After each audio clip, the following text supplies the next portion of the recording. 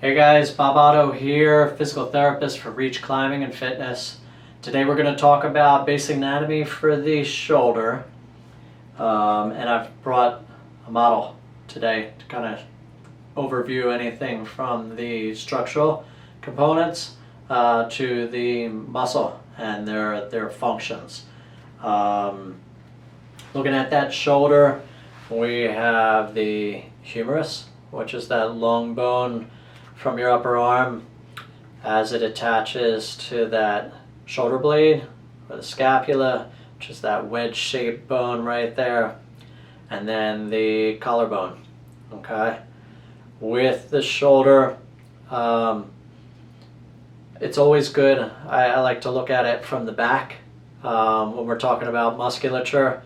And here we have the supraspinatus, which is that main muscle of the rotator cuff up in here above what's called the spine of the scapula or shoulder blade. Just below that we have the infraspinatus, which is another one of the main rotator cuff muscles.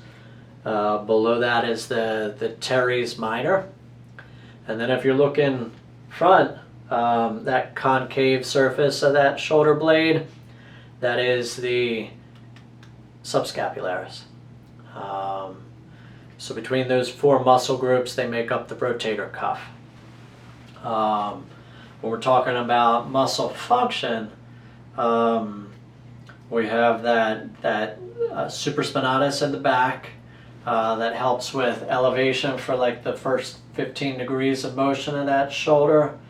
You get the more powerful deltoids, which help from 15 degrees on up through about 90 degrees. And then 90 degrees on up, you have the big muscle groups of the trapezius in the back of that shoulder. The infraspinatus, along with the teres minor, help with external rotation of that arm versus big powerful subscapularis that helps with internal rotation of our arm, along with bigger muscle groups that contribute to that, like the pectorals and even the lats. Those guys help with that internal rotation as well. When we're talking about the rotator cuff, it provides some good stability for that ball and socket joint. It kind of dives that ball into the socket a little bit to provide some stability.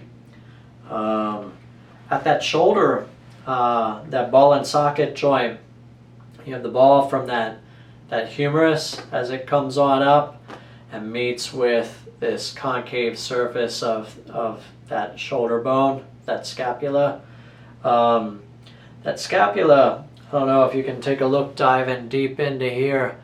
That scapula here, that glenoid, is the socket. And it's along the lines of like a golf tee, okay?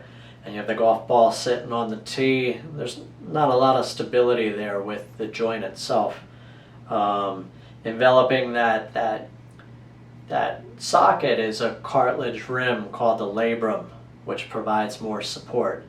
And between the labrum and that rotator cuff, as it helps dive that ball in the socket, it provides a lot of stability.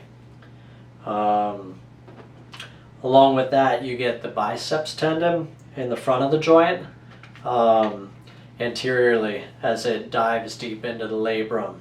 And that provides some minor support and stability in that front of the shoulder. That gives us a brief overview of that joint. If there's any kind of questions, don't hesitate to comment on the post, or you can send me a direct message if you want to learn a little more about the anatomy of that shoulder. Our next video later this week will be on the some exercises to help strengthen that shoulder for prevention, injury prevention, and give that rotator cuff some stability as well. All right, hope you enjoyed.